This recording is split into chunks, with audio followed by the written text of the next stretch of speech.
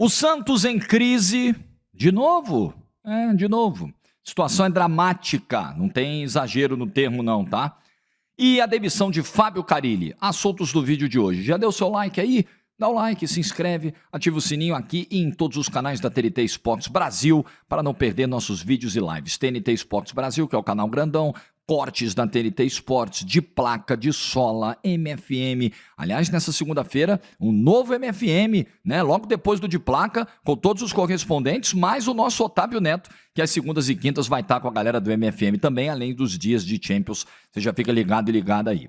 Eu vou começar esse vídeo duplo hoje falando do que foi o Santos contra o Red Bull Bragantino, um time que foi atropelado dentro de casa, um time que foi superado pelo Red Bull Bragantino em boa parte do jogo. Acho que o Santos viveu um bom momento naquele pedaço ali, se a gente dividir em três partes, né, o primeiro tempo. No segundo terço do primeiro tempo, o Santos tem uma melhora, começa a criar algumas oportunidades, se aproxima mais do campo de ataque e depois o Red Bull Bragantino já termina o primeiro tempo de novo com o controle do jogo e até melhor do que começou.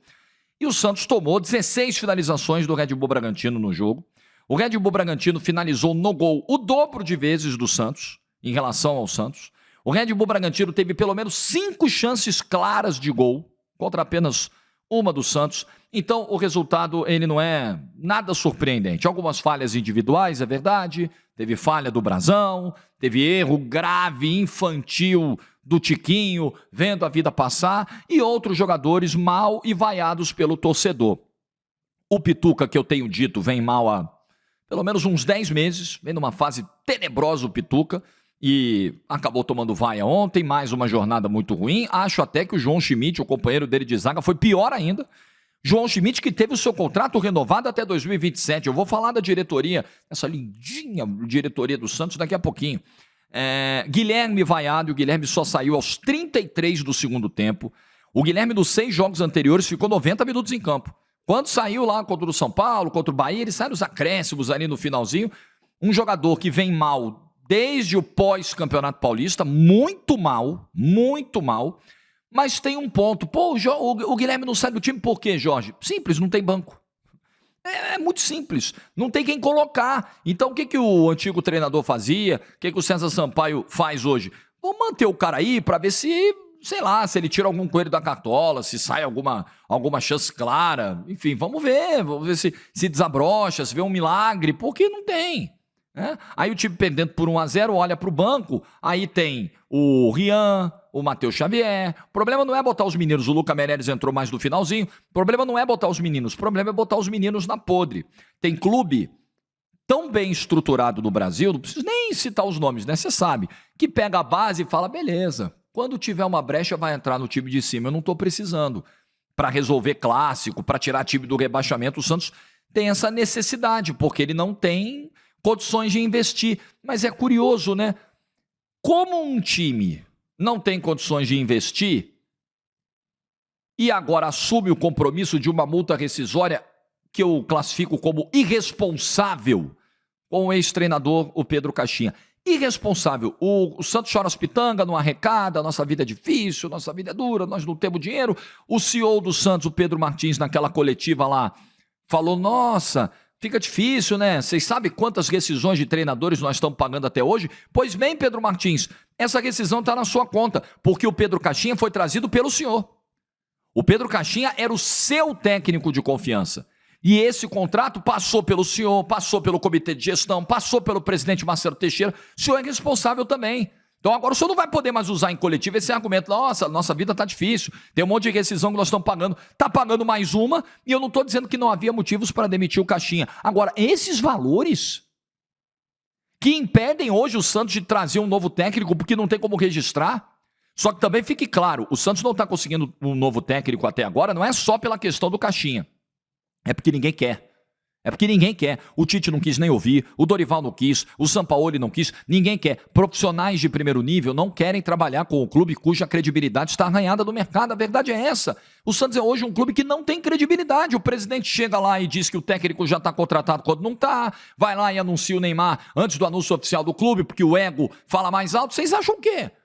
Vocês acham que o elenco é esse? A estrutura para trabalhar é essa. Precisou do pai do Neymar chegar para pintar um muro, porque a diretoria não conseguia fazer. Precisou o pai do Neymar chegar para dar um tapa, uma guaribada, como se diz, no vestiário, porque o Santos não conseguia fazer isso, em camarotes, na Vila. Camarada, um profissional de topo de mercado, vai olhar e vai falar, peraí, eu prefiro esperar coisa melhor. A verdade é essa, é duro dizer isso, mas essa é a verdade. Então o Santos vai ter muita dificuldade para contratar um novo treinador de primeiro nível, terá mesmo muita dificuldade, por culpa dele. A culpa não é de ninguém não, a culpa não é minha não. A culpa é da diretoria do Santos, que afasta bons profissionais, que afasta o seu torcedor. A Vila de novo vazia ontem, você quer o quê? O preço nas alturas, o horário também, vou te falar, né? Domingo, 8h30 da noite, para o cara que trabalha no dia seguinte, esse horário é complicado. Mas um elenco que não compete, jogadores em péssima fase. O Neymar, que é o grande atrativo de público, tá fora. O Neymar fica mais fora do que dentro. Não dá para contar com o Neymar, né? Não sei se dará ainda. Não tem treinador, sabe? Não tem conforto na Vila Belmiro. Esse é um tema. É um tema. Você vai hoje no... Aí, desculpa, Santista. Desculpa, mas aí eu tô comparando gestão e tô comparando estrutura, tá?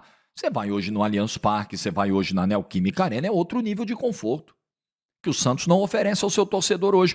Então o público ontem, 7.600 torcedores. Oh, que surpresa. Que surpresa! Não, a culpa é do torcedor do Santos. Não, a culpa não é do torcedor do Santos, não. Ah, o torcedor do Santos vaiou ontem, isso atrapalha o time. O santista é exigente.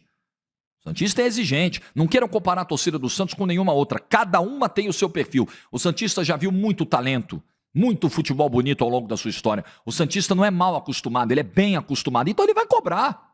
Ele vai cobrar, ele vai reclamar. E alguém vai dizer que as vaias pro Guilherme e pro Pituca foram injustas ontem?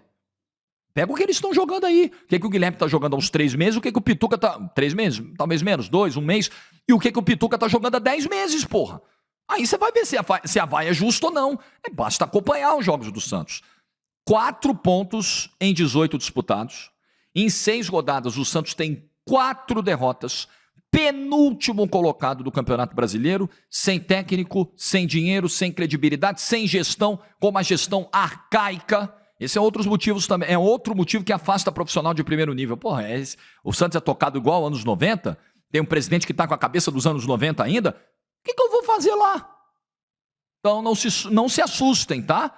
E é bom o Santos começar a tratar nas suas conversas, na hora que houver reunião do presidente com o CEO, no comitê de gestão, o famoso comitê de gestão, vocês são culpados pela multa do Caixinha também, porque tudo passa por vocês têm que aprovar, senão não acontece, tá aí, tá na conta de vocês também. Matem do peito essa, ninguém vai assumir agora a bronca, né? Eu fiz essa merda com o Santos, nessa multa do Caixinha, ninguém vai assumir, né? Nessa hora fica todo mundo caladinho, ontem ninguém falou. Ontem não apareceu um para botar a cara depois do jogo, um dirigente para dar uma entrevista no momento de crise. Não apareceu um.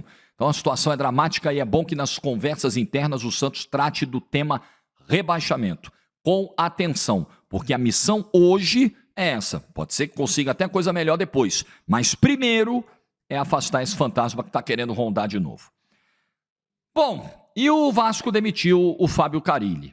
Fábio Carille durou 4 meses no Vasco e, convenhamos, um profissional cujas credenciais para o nível de primeira divisão hoje, elas não aparecem. Um profissional que cometeu muitos erros no seu trabalho em 2024 do Santos. E aí é aquela coisa, né? Analisar resultado é muito fácil. Analisar trabalho, analisar processo, aí é algo que requer um pouco mais de atenção, de dedicação, de energia, né? Olhar a tabela e ver o time liderando a Série B e falar que está tudo bem é muito fácil.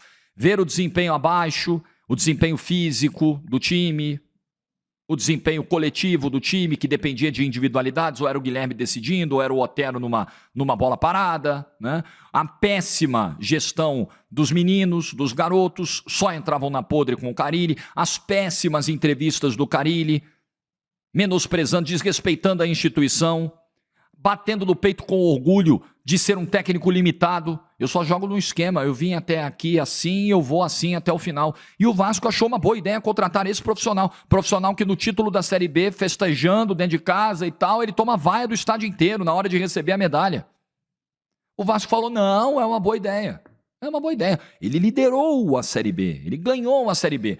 com o pior aproveitamento, o pior campeão em pontos, desde esse formato aí, né, com 20 times na Série B, nos pontos corridos, o pior campeão, e um campeão sem brilho algum, né, num campeonato em que o Santos era muito melhor que os outros, em que o Santos tinha folha de nível de Série A. Chegou na Série A, o Carille não aguentou. O Carille não mostrou repertório. O Carille é um treinador de poucas ideias hoje. Se você põe o Carille num elenco problemático, com lacunas, e onde o treinador vai precisar ser criativo para encontrar soluções, o Carille não é esse técnico. Reconhecidamente, ele, admitido por ele, eu sou o técnico que joga desse jeito aqui e acabou. O Carille é festejado pela sua solidez defensiva. Não, os times do Carille defensivamente não tomam gols, tomam poucos gols, são organizados. Não vimos isso no Vasco. Em nenhum momento vimos essa solidez defensiva no Vasco. Em nenhum momento vimos organização nesse time do Vasco. Era um time muitas vezes bagunçado em campo. Algumas alterações, algumas decisões do Carille trágicas. A substituição fatídica, a saída do Verrete para botar mais um zagueiro, que não jogava há um tempão lá contra o Melgar e tomando um empate. A estapafúrdia decisão de não levar titulares, colocar time reserva contra o Corinthians dentro da Neoquímica Arena, abrindo mão de um jogo de Campeonato Brasileiro, porque ele teria o Real Madrid das Américas para enfrentar 3 dias depois, que era o Puerto Cabello, dentro de São Januário. Uma loucura. O desempenho pavoroso do time contra o Ceará. Então, um trabalho que não andou. Você não enxergava evolução no time do Vasco. Eu preciso dos pontas. Os pontas chegaram. Tá, e aí? Qual foi a grande evolução que teve o Vasco? Eu sei que o Vasco tem muitos problemas de elenco. Eu sei que o Vasco tem jogadores limitados. Eu sei que o Vasco, com uma zaga de Lucas Freitas e João Vitor, especialmente João Vitor, dificilmente vai a algum lugar. Mas o problema também passa pelo comandante. E o trabalho do Fábio Carille, eu não vou dizer para você que foi decepcionante não, tá? Para mim, ele foi exatamente dentro do que se esperava. O Carille é esse profissional hoje. Eu não acho que hoje seja um profissional qualificado para esse nível de exigência do futebol de primeira divisão. Talvez em outros mercados o Carille se adapte melhor do que na realidade de uma Série A. De uma Série A para um time que tem objetivos importantes, eu não acho que seja o profissional com o perfil mais adequado, e o Vasco tomou a decisão. O Vasco ficou 22 dias entre a eliminação do Carioca para o Flamengo. Ele perdeu 3 clássicos para o Flamengo no Campeonato Carioca, é importante lembrar. Ficou 3 dias, 22 dias se preparando para chegar ao Campeonato Brasileiro. O que o Vasco mostrou? O que o Vasco mostrou de evolução, de arrumação, de ideias do Carille? O Vasco do Carille era o time do Piton cruzando para o Verrete e o Verrete salvando. Qualquer semelhança com o Santos 24 não é coincidência. Era o Otero salvando, era o Guilherme salvando, como eu já citei nesse vídeo. Era o Verrete salvando. Só que não vai dar para o Verrete salvar o Carille a vida inteira. O Carille siga o seu caminho, o Vasco siga o dele. Like no vídeo se você ficou até o final. Juízo e tchau.